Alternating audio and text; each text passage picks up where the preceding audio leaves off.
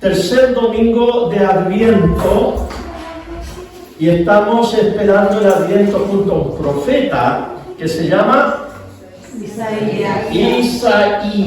Y hoy nos toca uno de esos pasajes tan inspiradores, que nos llenan. Yo cuando los leo, los estudio, etcétera, me da tanta alegría. Estoy ahí en el escritorio y me da mucha alegría cuando estoy leyendo a Isaías. Así que le voy a pedir que se ponga de pie.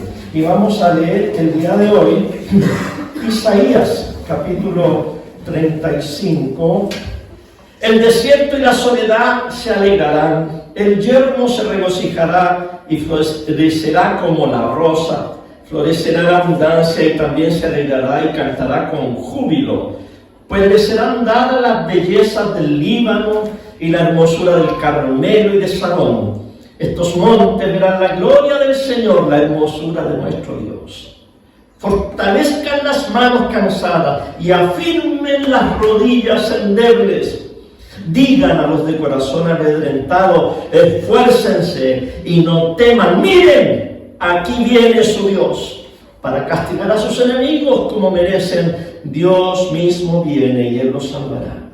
Entonces se abrirán los ojos de los ciegos, lo mismo que los oídos de los sordos. Entonces los cojos saltarán como ciervos y la lengua del mudo cantará, porque en el desierto serán cavados pozos de agua y en la soledad correrán torrentes. El páramo se convertirá en estanque, el sequedal en manantiales de agua, y en la guarida de los chacales crecerán cañas y juncos. Allí habrá un camino empedrado, que será llamado camino de santidad. No pasará por allí nada impuro, porque Dios mismo estará con ellos. Si alguien pasa por este camino, no se extraviará por más torpe que sea. En ese camino no habrá leones, ni pasará por él ninguna fiera, para que los redimidos puedan transitarlo. Y los redimidos del Señor volverán. Vendrá nación entre gritos de infinita alegría. Cada uno de ellos tendrá gozo y alegría, y desaparecerán el llanto y la tristeza. Hermanos, esta es palabra del Señor. Y ahora, Señor, aquí está tu pueblo. Queremos oírte, es lo que nos tienes que decir. Estamos atentos a lo que tú nos vas a decir el día de hoy. Amén. Puede sentarse, por favor. Adviento significa espera. Estamos esperando que llegue algo. Y en este caso es el nacimiento del Señor Jesús. Celebramos su nacimiento. Y algunos dirán, bueno, ¿y por qué entonces no empezamos celebrando el nacimiento del Señor? Es lógico.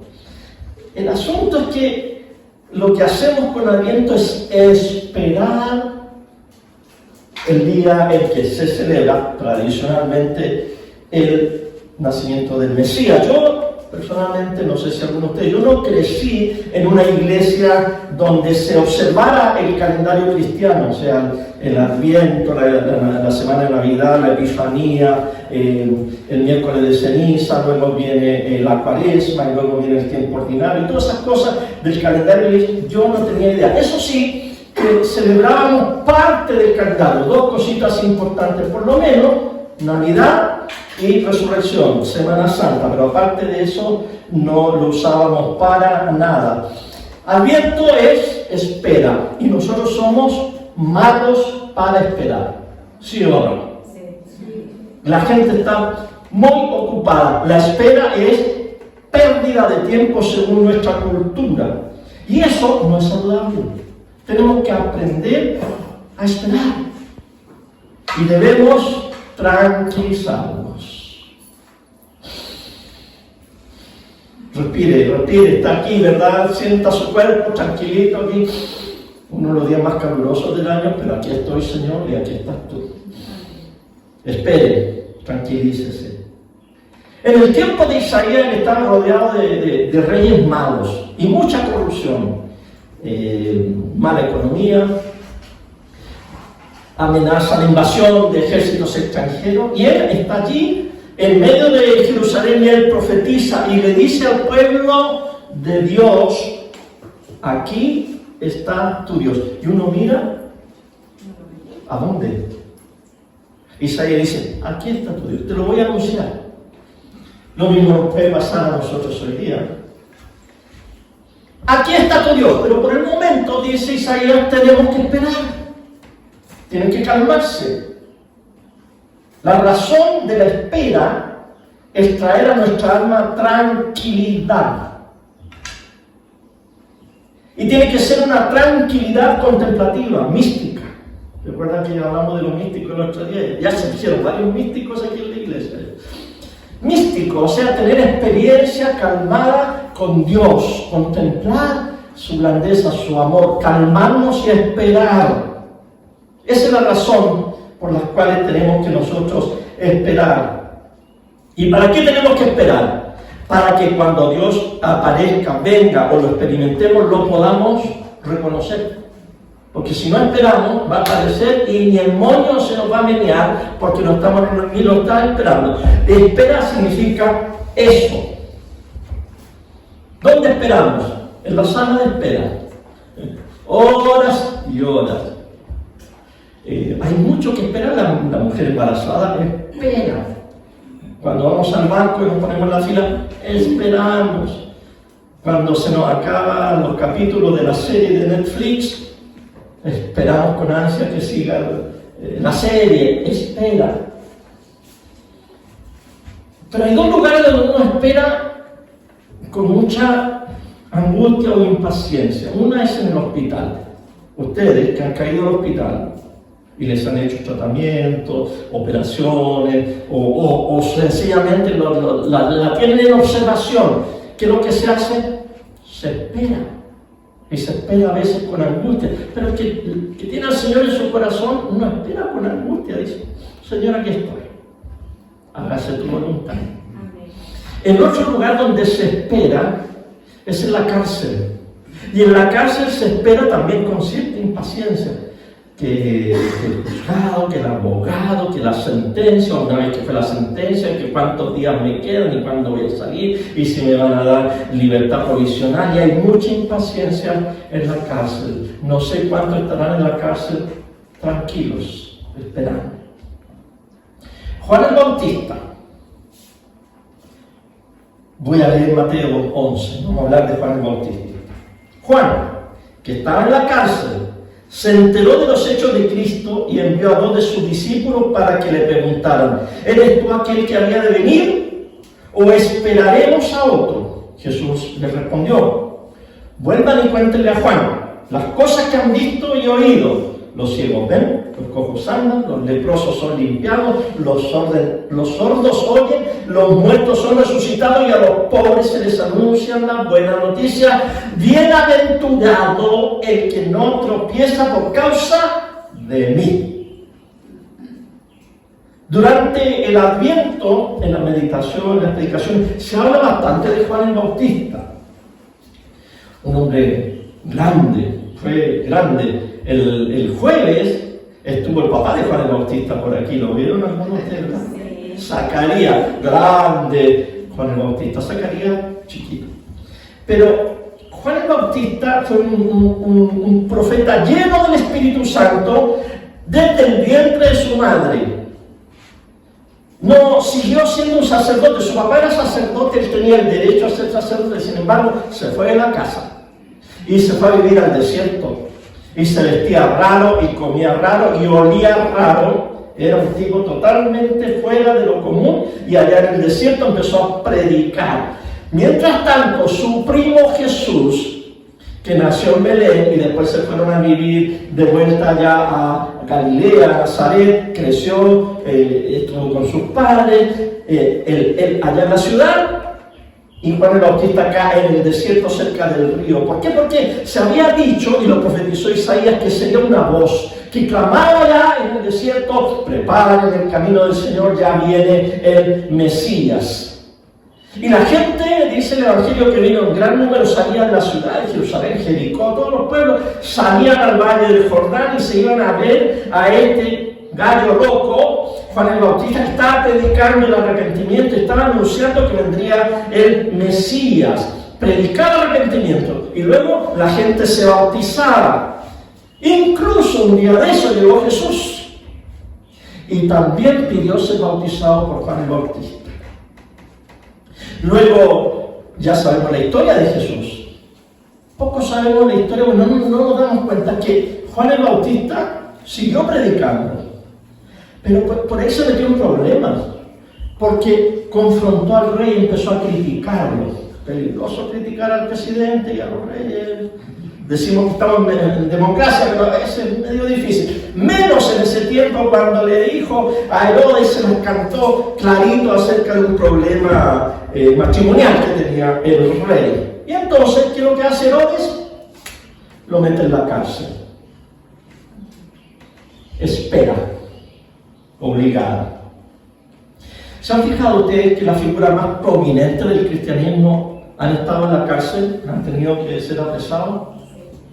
Juan el Bautista, Jesús fue apresado, Pedro, Pablo, Juan, Santiago, el otro Santiago, y Santiago el hijo de Zebedeo no solamente fue apresado, sino que también fue decapitado. Yo me pongo nervioso porque cuando me muera y llegue al cielo, Jesús me va a preguntar: ¿y tú estuviste en la cárcel? Chuta, no, esa no me tocó. Bueno, hay que estar disponible para incluso ir a la cárcel por causa de Jesús. Bueno, Juan el Bautista en la cárcel. Ahora imagínense, un hombre que le gustaba estar en el desierto. Nadie lo mandaba. Se mandaba solo, iba para allá, para acá. Y entonces era un hombre muy libre, un hombre que le gustaba la naturaleza, el río, las montañas, los animales, y de repente este hombre que está en lugares libres y extendidos ahora está metido en un calabozo en la cárcel, esperando, nervioso.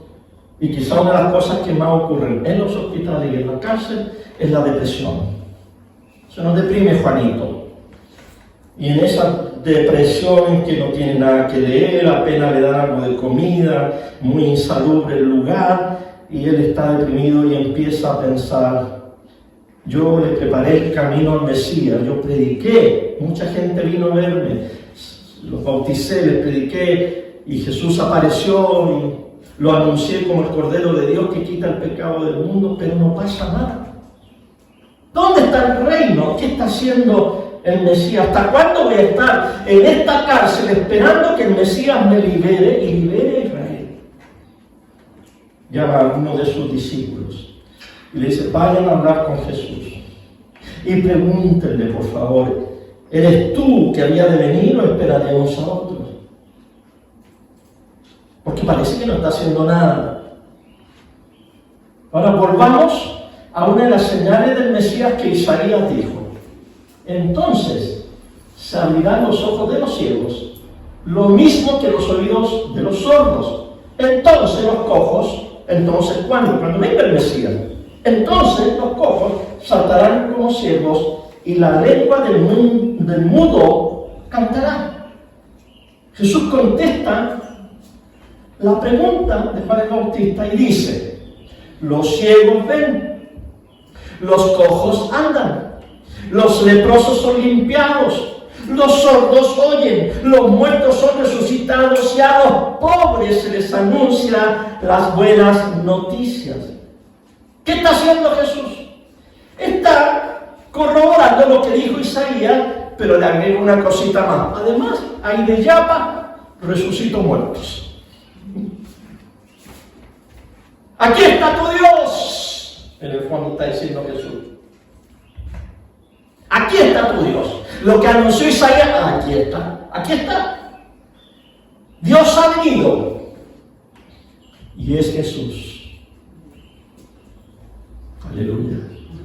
Amén, ¿verdad? Dios ha venido. Amén. ¿Dónde? Y es Jesús. Amén. Lo anunció el profeta, Jesús lo corrobora. Y además Jesús, porque Jesús cachaba harto, decía, espérense un poquito: bienaventurado el que no tropieza por causa de mí. Se lo dejo en claro. Estoy dándole respuesta a Juan.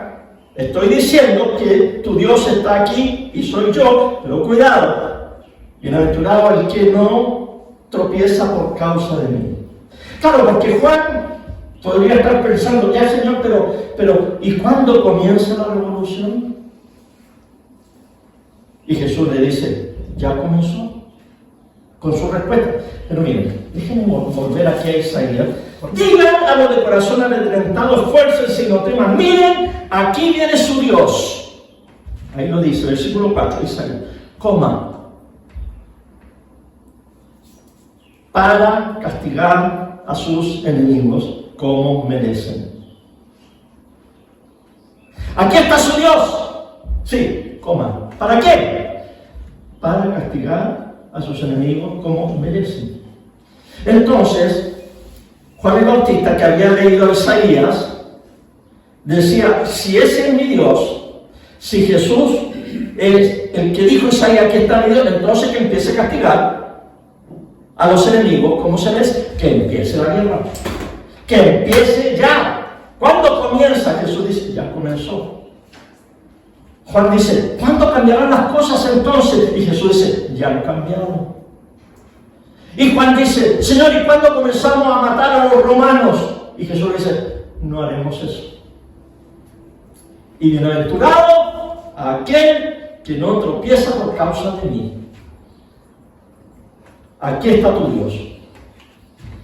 Y en el fondo está diciendo, y este Dios no va a matar a nadie. Ok, la pregunta para nosotros hoy día, terminando el año 2022. ¿Has tropezado tú por causa de Jesús?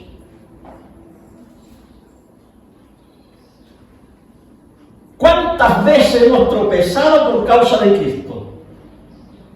En el fondo, ¿cuántas veces nuestras expectativas han chocado con la persona de nuestro Señor Jesucristo? Porque yo pensé que, yo creí que, y Él dice, no, es que no es así. El dicho de mi hermana, el pensé que y el creí que son parientes del tonteque. No es lo que tú piensas, no es lo que tú creas, es lo que yo digo, dice Jesús. Señor, pero Isaías dice que le vamos a sacar la mugre a los enemigos, sí, pero yo no. Isaías lo entendió muy bien. Y si eso te molesta, I'm sorry, excuse me, pero te vas a tener que acostumbrar y vas a tener cuidado de no tropezar con lo que yo digo. ¿Y por qué razón? Y despertemos, queridos hermanos, a esto. Jesús no servirá ninguna agenda, ninguna política, ningún programa y ningún plan humano, porque su plan es instaurar su reino y bienaventurado el que no tropieza en él, o por causa de él. Aquí está tu Dios entonces. Vamos a hablar de eso un ratito. Aquí está tu Dios, en Jesús. Aquí está tu Dios. Hoy día hay mucha gente que dice que nosotros los que venimos a la iglesia, los que creemos en Dios, somos gente débil, ¿verdad? Porque los que no vinieron hoy día, los que se quedaron en la casa, los que están en el mall, los que se fueron de vacaciones, los que durmieron hasta tarde, los que ni el moño se les menea por las cosas espirituales, la sociedad dice que esa gente es gente sólida, esa gente es gente inteligente, no son fanáticos religiosos, entonces ellos mejor se van a la montaña, a la playa, hacen ejercicio, ven tele, hacen asado, todo, porque ellos no necesitan a Dios, porque ellos son fuertes. Los débiles mentalmente necesitan una muleta, y por eso que todos ustedes cojos que están aquí, porque usted no se la puede. Entonces ustedes tienen que ir a la iglesia y tienen que ir para allá para que Dios sea su muleta, ¿verdad? Porque ustedes no pueden pararse como seres humanos. Eso no que dice el mundo, ¿verdad? Eso no como que yo lo decía, ¿verdad? El mundo dice que los que creemos en Dios usamos a Dios como una muleta. Pero saben que usted y yo sabemos, ¿verdad? Dios es mucho más que una muleta, como dice el Salmo. Tú eres mi roca, tú eres mi defensor, mi libertador, tú eres mi fuerza y mi escudo, mi poderosa salvación, mi alto refugio, mi refugio en la tormenta. Ese es mi Dios. Amén. Es el tuyo también, ¿verdad? Amén. Jesús le dijo a sus discípulos, antes de irse, la noche cuando fue entregado, un poquito antes de ser entregado, en Juan 14 les dice, no se turbe su corazón. Ustedes creen en Dios, crean también en mí, repito, porque tiene mucho que ver con hoy día. Turbarse es acongojarse, preocuparse, caer en preocupación y no atinar, eso es turbarse. Por lo tanto, hoy en día hay mucha gente turbada en el mundo, e incluso entre los cristianos. Por eso que Jesús dice, no se turbe su corazón. Ustedes creen en Dios, crean también en mí. Ya. Ahora vamos a hablar de Dios. Ustedes dicen, Jesús cree en Dios. Y hoy en día, en nuestra cultura occidental, la palabra Dios, ¿qué significa Dios? Bueno, yo fui a la etimología de la palabra Dios, viene de una raíz indoeuropea que significa brillo, brillantez, resplandor. Entonces, la gente en el idioma antiquísimo a Dios le llamó lo que brilla, porque ellos decían los seres superiores, los seres espirituales están asociados con el sol, con la luz, por lo tanto Dios, brillo, es un término abstracto, un concepto. Ahora nosotros que somos más filosóficos en la cultura occidental, nosotros decimos que Dios es el resumen de todos los ovnis. ¿Se acuerdan cuando Zacarías estaba hablando allí? Y uno de los niñitos, me parece que el nieto de la Mirti, dijo que Dios era omnipresente. ¿Me acuerdan? Sí. Dios es omnipresente. Isaías se turbó. ¿Qué dijiste, niño? Omnipresente. ¿Qué significa? Ahí empezó Isaías a hablar con él. Omni, todo. Presente, presente.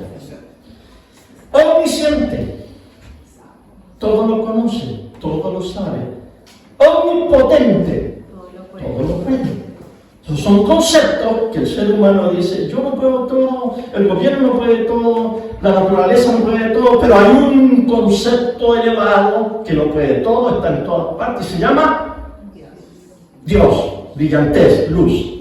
Es un concepto. Los occidentales ponemos la palabra Dios, todos los ovnis filosóficos, pero los cristianos conocemos a Dios solamente a través de Jesucristo.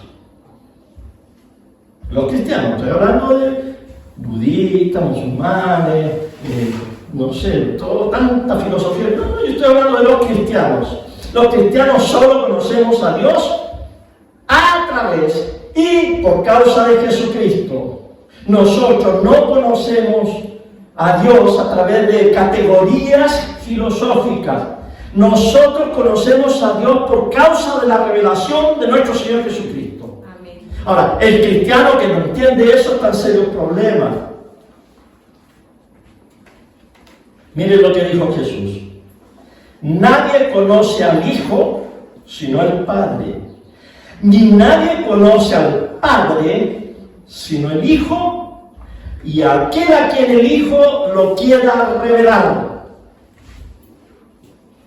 Entonces, la razón por la cual nosotros los cristianos confesamos la deidad, la divinidad de Jesús, es porque es la única manera en que nosotros podemos entender a Dios.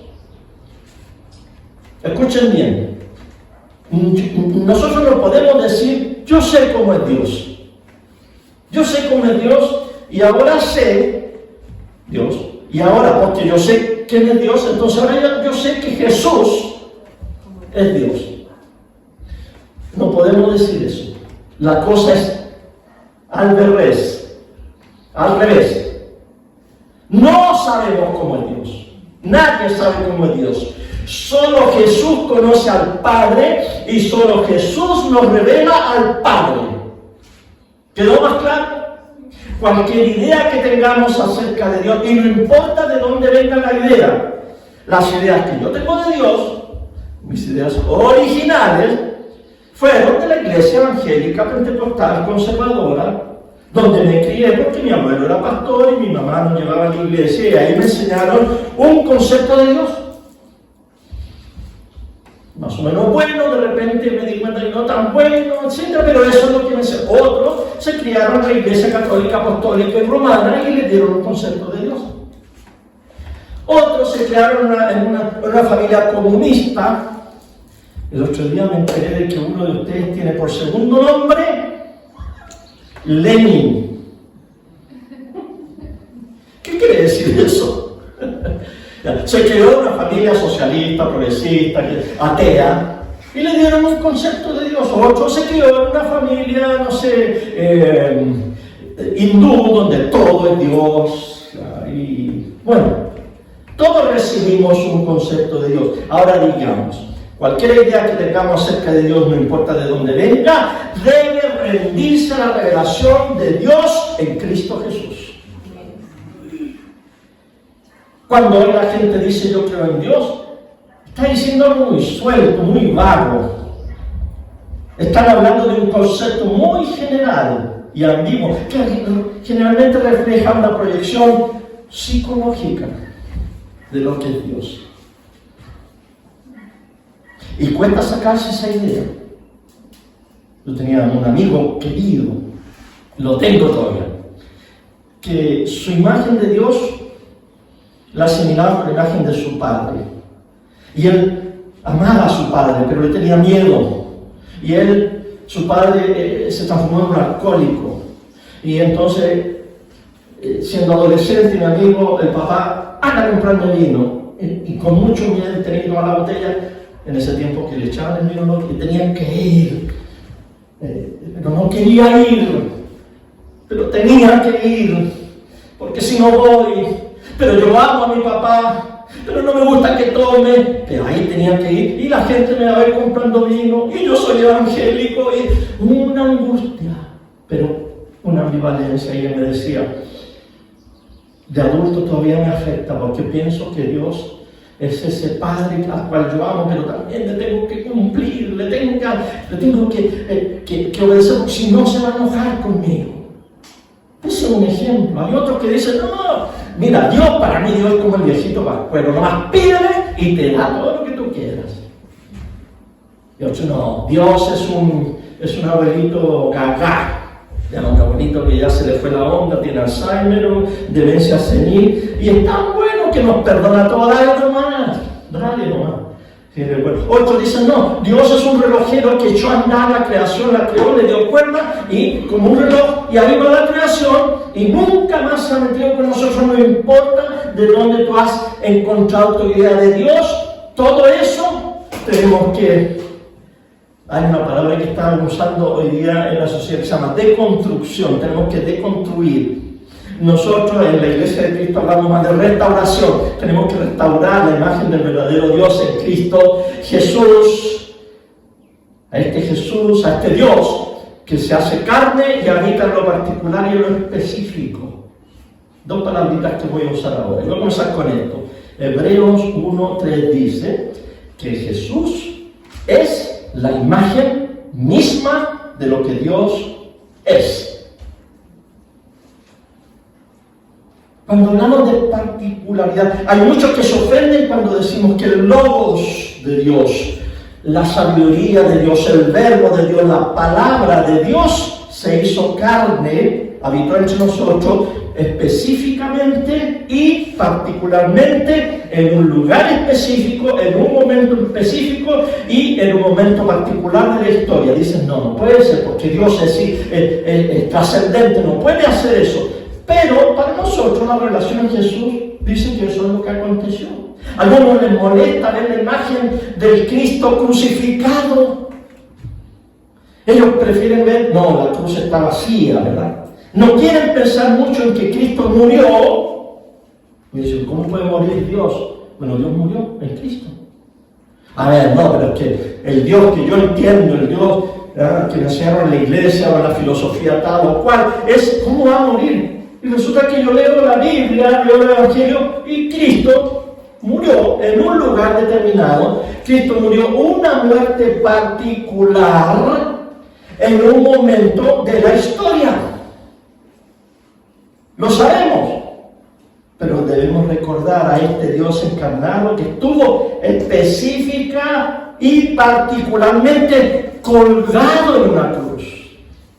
Ahora cuando decimos colgado pensamos, ¿de acuerdo? No, colgado de los clavos en las manos y colgado prácticamente, porque habían clavos en los pies, pero dolía tanto y que preferían ellos dejarse colgar en las muñecas. Así murió Cristo. Y mira lo que dice Pablo en 1 Corintios 1.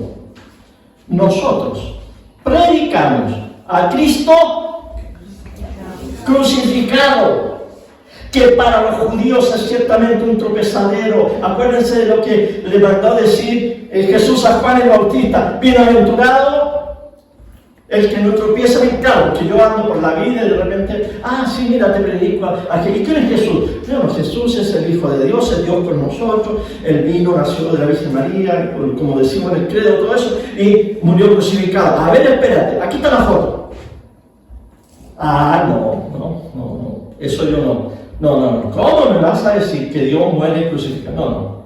Ese halló tropezadero, dice Jesús, por causa de mí. Ese tropezó. Y para los no judíos, dice Pablo, una locura.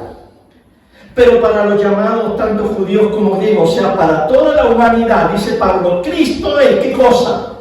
Poder de Dios y sabiduría de Dios.